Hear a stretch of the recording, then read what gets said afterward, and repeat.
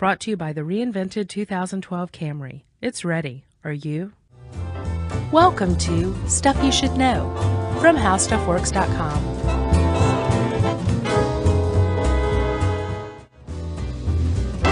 Hey, and welcome to the podcast. I'm Josh Clark, and there's Charles W. Chuck Bryant, and he is, can't really say what he's doing right now, but he's having a fine time.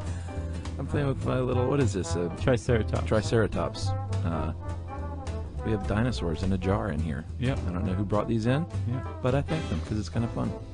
It is fun. It looks really uncomfortable for the dinosaurs. Like, I've seen too many of the Toy Story movies to just leave these things be. That's why I've secured the Triceratops by my side today. That's nice. He'll be with us through Asexuality. Yes, he will. We're going to go on a little journey through asexuality today. This is I guess, new to me. Like, I've heard the term before, asexual, but I never really realized that it's becoming, and there's a group of people who claim this as their sexual orientation. Yeah, you hear the word kind of thrown around, like, you know, well, they've never really had a girlfriend or boyfriend that I've seen. They're just sort of asexual, right? Or but it's a real thing. It's often put alongside androgyny. Sure. You know, so like asexual meaning genderless, but that's not at all what it means. And improperly tied to abstinence. Celibacy. Tim Tebow. Yeah. If you believe the lies. No, I think he's for real. Do you? Yeah, sure. Yeah.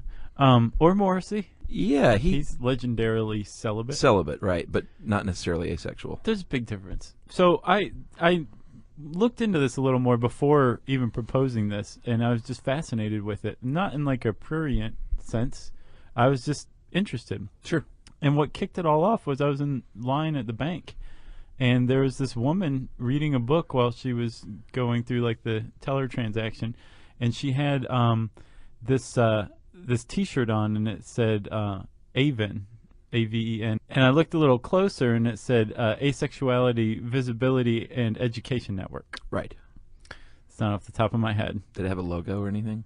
It did. Really? I didn't recognize it until now, and I still can't conjure it up in my mind's eye. But it was a triangle, and I took it to mean like the pink triangle for homosexuality. It is not. It's just a triangle. Had I looked a little closer, had I looked now, I would see that I think it's a slice of cake. Oh, okay, sure. Which is their symbol, right? Supposedly from a quote from someone, an asexual, who said, "Between a slice of cake and sex, I'd take the cake." Right. So this, I think everyone feels that way at one time or another, though. Right. Okay. So that's an excellent point, Yeah. Chuck. The difference is, if you're asexual, you feel that way virtually all the time. You always just want that the is quite literally your orientation. Right. You're oriented toward no sexual attraction, no sexual preferences. Although you may still, if you do feel any kind of romantic feelings, it would still possibly go along homosexual or heterosexual lines. Right. Right? Yes. Let's get into this. Okay. I guess Alfred Kinsey's a pretty good place to start whenever you're talking about people doing it or not doing it. Man, I don't know how he got into these people's, how he got people to talk like this back then. Have you seen the movie? No, I haven't. It's good. Yeah, Rafe Fiennes? No, Liam Neeson. Liam Neeson. He beat everybody up. He did a bunch of polls and then whipped everyone's butt. Yeah. He's like, I have a very specific data set.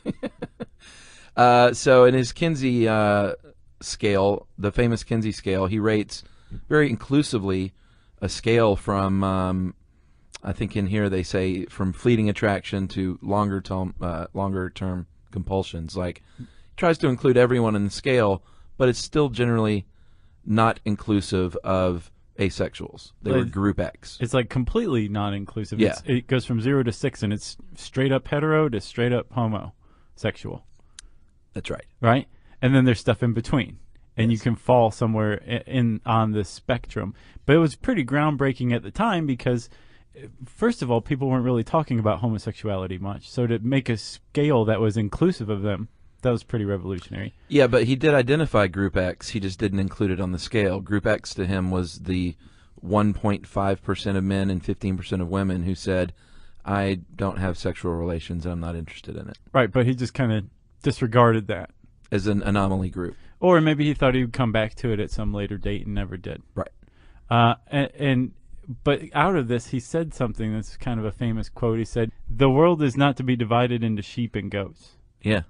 Which means like there's more than just straight and there's more than just gay. There's some stuff in between. There's a range. But he still left out Group X. He still left out Group X. What's weird, and Kristen Conger, who wrote this article. Yeah, good job too. Yeah, she did a good job tying this all together.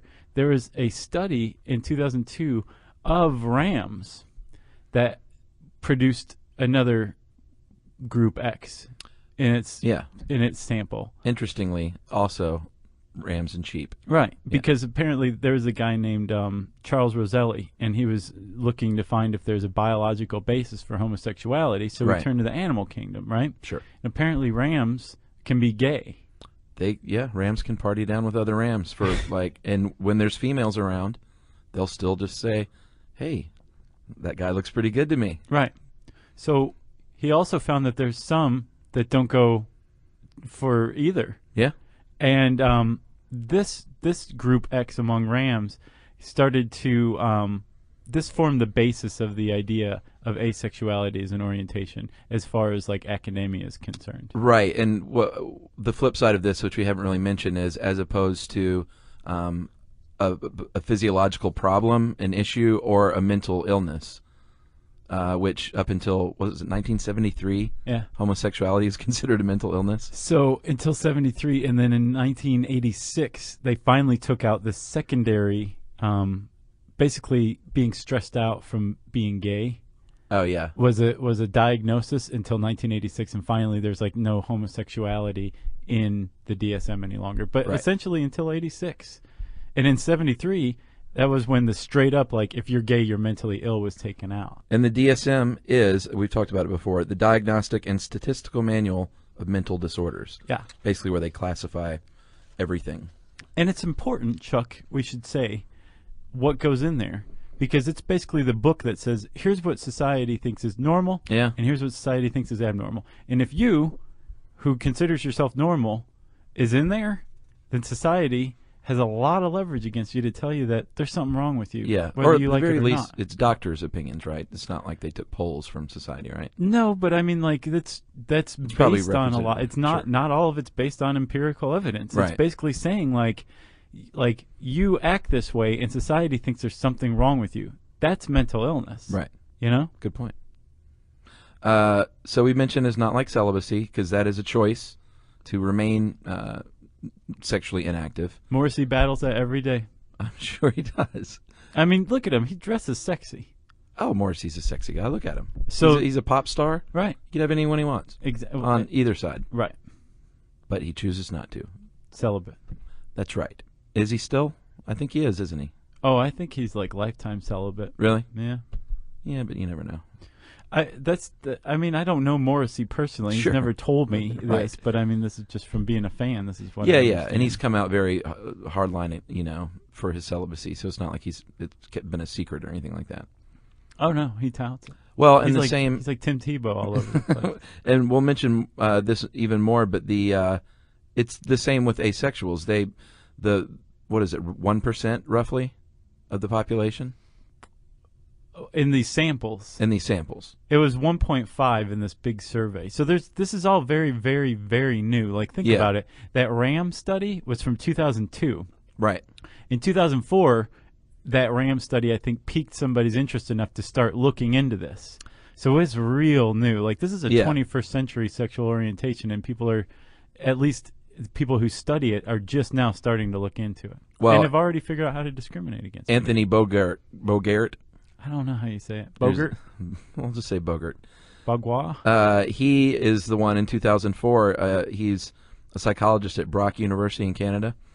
I don't think they have any kind of a football team at Brock University. Brock. I'm probably wrong, though. Brock? But he is the one who did publish a journal in Journal of Sex Research in August of 2004 that, one of the first people to do a lot of studying on this in recent times. He examined data from a survey in the UK from 1994, and basically out of the 19,000 sample size, which isn't too bad, No, it's huge. Yeah, he found 1.5% said, I have never felt sexual attraction to anyone at all. And that wasn't like part of that was it was a huge survey of a huge sample of a bunch of questions, and that was just one group was lumped into a little data set based on that response. And this guy went back and found that and really started to look at it. Well, and he's the first one in 2006 to say, you know what, this is a sexual orientation, and that's how it should be treated. Yep. And asexuals were, they're proud to be who they are. I mean, the ones that come out in the support groups, at least. I'm sure there's a lot more that, wrestle with it and are quiet about it. But at least with the, what is it, the AVEN? The Asexuality, Visibility, and Education Network. They're all about being proud to call it a sexual orientation. Right. Like, we don't need to be treated for any kind of dysfunction. Yeah. Leave us alone. Right. We're happy with basically how we're born. The thing is like, leave us alone. It's not just that. It's also take us seriously. Yeah, true. Because there's a lot of accusations that are leveled against them, like, oh, you guys are all victims of trauma, so, that's probably what it is. Or you're being willful. Or, to not be taken seriously as a human being, that's a big deal. Yeah. David J. would agree with that. Not to be confused with David J. from Bauhaus. No. And there's another David J. too. I looked up. Yeah, I think he was some other kind of writer, unless the Bauhaus guy's a writer now.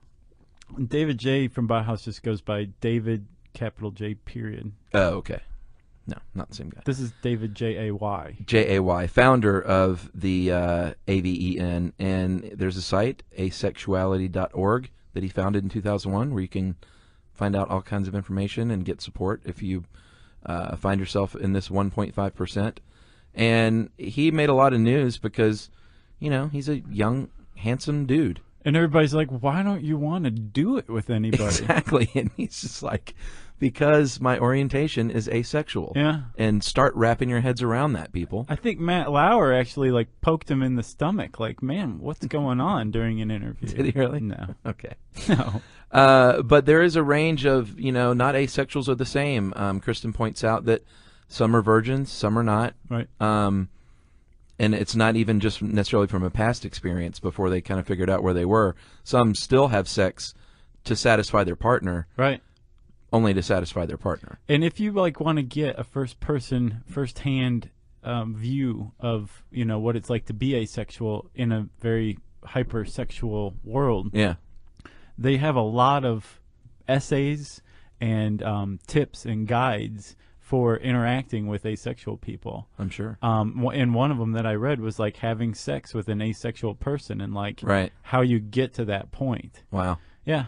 I mean, it's not. It's like that's a gift, as I understand it. Yeah, I'm sure. Like that means that person really cares about you because they are not into this necessarily at all. Or if they are into it, it's not sexual; it's romantic. Right. Well, and that's the other point Conger goes on to make. Like, some are virgins, some are not. Some masturbate, some do not. Mm-hmm. Some pursue romantic, long-term, committed relationships, and some don't pursue that like anything beyond platonic relationships. Right. So it kind of runs the gamut on how they choose to integrate and live their life, or not integrate and just still live their life. Yeah. Which I guess is still integration. You're thinking of that Rush song, Free Will. Okay. And I think we should also say, Chuck, there's, even while we're trying not to pigeonhole anyone, we're still managing to still, I'm sure, leave some people out. Sure. This is it's a very broad swath of people, and that was a good point to say, a lot of different ways to live as an asexual person. Yeah. We haven't figured them all out. Just as there are a lot of ways to live as a sexual person. Exactly. Exactly. The tie that binds asexually oriented people is that they literally don't feel sexual arousal or sexual attraction. That's right. That's just not part of it. And this Indiana University study, you didn't talk about that, right? No. So these researchers sat down at Indiana University with 4 self-identified asexuals and basically said, tell us about it, And most of them, I think basically the consensus was that yeah, it's kind of tough, especially when you're attracted romantically to people, like you want to have a relationship, right? But most people aren't asexual. This was 1.5% of that sample. Yeah. So you're going to have there's going to be some sort of conflict or problems, or no matter how understanding your partner is, this is going to be tough. Sure. Not just for you, but for them. So they said that's tough. But on the flip side, you have a lot more free time, and your chances of getting an STD or an unwanted pregnancy are like virtually nil. Well, I kind of laughed at the free time thing, like, you know, how many hours a day are people spending having sex? But if you totally are devoid of sex, that means as a single person, you're not spending any time going looking for it or you're pursuing people. So a lot of time theoretically goes into people, you know, out there trying to hook up. You know what I'm saying? Exactly. Like if you step back and think about it, especially if you're like a single person. Yeah. Like there's a lot of time and energy that goes into getting to the sexual act, right? It's not just the time that you spend. I remember those days. Yeah. That was a long time ago. I don't even remember what that's like. But the point is, like, that's a lot of time and energy. Sure. And, like, what else could you have done with that? I often spent my time doing other things, actually. I was never that guy. Yeah. Like cruising the bars, you know. I was always just hanging out with my friends. Yeah. Which probably explains a lot. So, interestingly, in these polls as well, women make up, generally, across two different polls, they both made up 71% of the population of asexual individuals. Yeah, that 1994 British survey of the households. And then later, an Avon poll. This is just last year. No, that was 2008. That was 71%. Okay. And then it went down. The ratio of men to women changed in the last year's poll. It went to like 67% women. Yeah. And then, but the other 33% wasn't all men. A lot of them identify themselves as gender neutral. Yeah, 22%. That's a lot. That is a lot. So this suddenly, now you have a subset of a subset of as far as sexual orientation goes. That's right. And I was reading on Avon today about how to use. Remember when we did our executive order podcast? Yeah. The flawless one on executive orders. Yeah. We were trying to figure out what you would call a gender neutral president. Oh, right. It's not out there. No one has any idea. Like even people who are gender neutral don't really know. There's not a standard way to address somebody like that with a gender neutral pronoun. So you got to figure that one out. Yeah. Apparently. Well, somebody smarter than us and more sensitive than us should do that. Okay. Yeah. So the AVEN has grown since 2001 from 19,000 to 30,000 members, which is pretty great. These people are getting some pretty good community support. Conger points out that disinterest in sex is usually regarded as a symptom, a problematic symptom, rather than like a sexual identity. So that's the battle they're kind of facing now. Right. Is, again, don't treat us. We're not dysfunctional. Like, we were born this way. The guy that founded the network said that, you know, I remember being a kid, and once people started talking about like hot movie stars, I was just like, what? Like, I don't get it. What does that mean? Right. And, you know, from a very young age. Why are you making humping motions in the air? Little kids are dirty. Little kids are so filthy dirty. They don't even know. They're innocent. They don't know what's going on. What's going on with my hips? Yeah. It's all very sweet. They're just trying to figure it all out, you know? Yeah. Poor kids. And then comes the hairspray. So, we mentioned the diagnostic manual of mental disorders. There are two disorders that look like they could cover this as far as sexuality goes. Yeah. And one of them is SAD, sexual aversion disorder, and the other is hypoactive sexual desire disorder. You can throw out SAD because that's an actual phobia of sex. Yeah, it's like you get real anxiety from even the idea of having sex. Right. That's not what asexuality is. No, it's not. So go ahead and toss that out. HSDD is a little closer because it's described as persistently or recurrently deficient or absent of sexual fantasies and desire for sexual activity.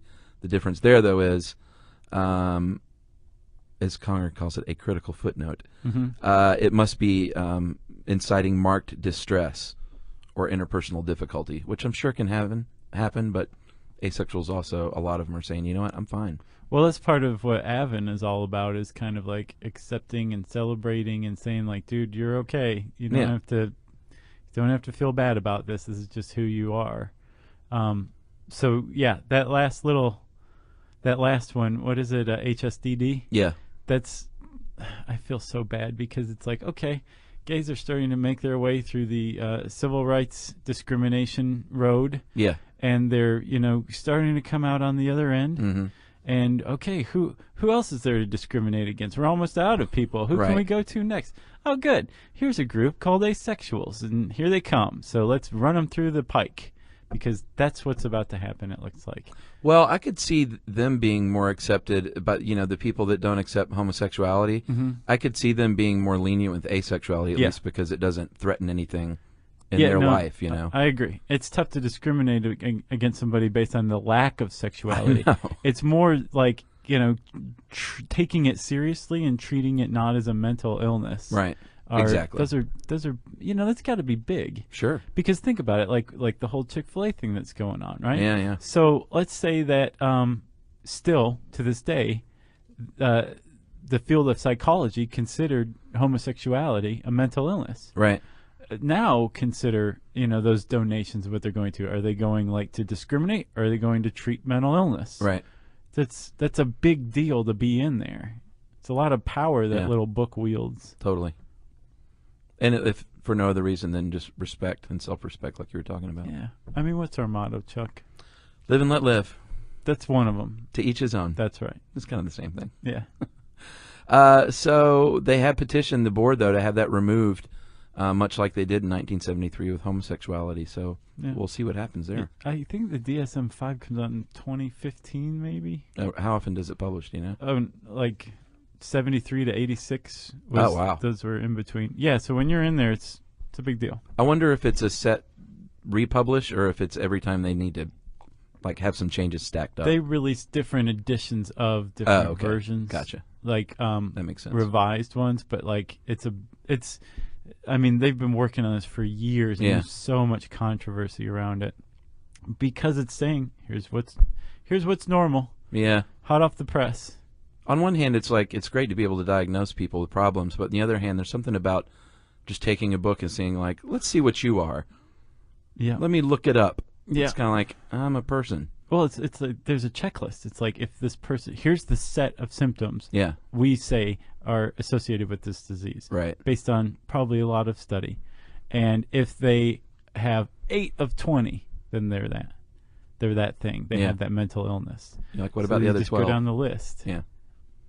So there are some supposed notable asexuals throughout history. Yeah. I found a few lists that were pretty hinky. They were like Nikola Tesla, and one of them had fictional characters, and they were like Dexter. Dexter's not asexual. Yeah, no, he's not. Not at all. He's weird. He's a serial killer, but he had affairs, girlfriends, live-ins. Well, those were mostly to mask his homicides. No, I mean, he goes at it pretty good in one of the seasons. In the first couple seasons, I could see him being considered asexual, especially the first season. Plus, Michael C. Hall was just coming off 6 Feet Under. Yeah. He's like, I went from homosexual to asexual when I really just want to be a serial killer. Right. But he was straight in real life because he was married to his co-star. Yeah, I think they're reconciling. Oh, they reconciled? I believe so. Oh, isn't that nice? Yeah. All right, so back to the supposed list. These are the ones that I kind of weeded out to potentially be correct. Okay. Off of the bunk list. What about Nikola Tesla made you think it was hinky? I don't know. It didn't come from his cousin, the report? Yeah, I think it was just from the website where I got it, and I didn't see him on any other websites. Oh, I get you. Okay. Paula Poundstone, the comedian. Perfect. She supposedly is asexual. Tim Gunn. He's fashion guy, right? Uh-huh. Edward Gorey, the illustrator. I did not know that. And J.M. Barrie, the creator of Peter Pan. Although it's hard to substantiate that one because I've seen some works where he was called a pedophile without a whole lot of backup aside from rumors has it that he and his wife like never consummated the marriage and he sure did like to hang around kids. Oh yeah. But that's kind of unfair too. But see, that's the other thing too. It's like That's really unfair, actually. think about it. If he is asexual, then how would you rectify that? I mean, if this were 20 years from now, 30, 40, 50 years from now, and asexuality were normal, you could look back at that set of behaviors and be like, oh, he was obviously asexual. Exactly. But we have to drag these poor people's lives out into the spotlight for the rest of us to observe and to examine. So then we can say, okay, all right, we will agree that this is normal and it can come out of the DSM. Agreed. Like he might have been straight up asexual and they just didn't know what that was. So like, we level he's not having sex with his wife, so that means he's a pedophile. Exactly. Because he writes children's books. Exactly, because we don't understand. Yep. Man.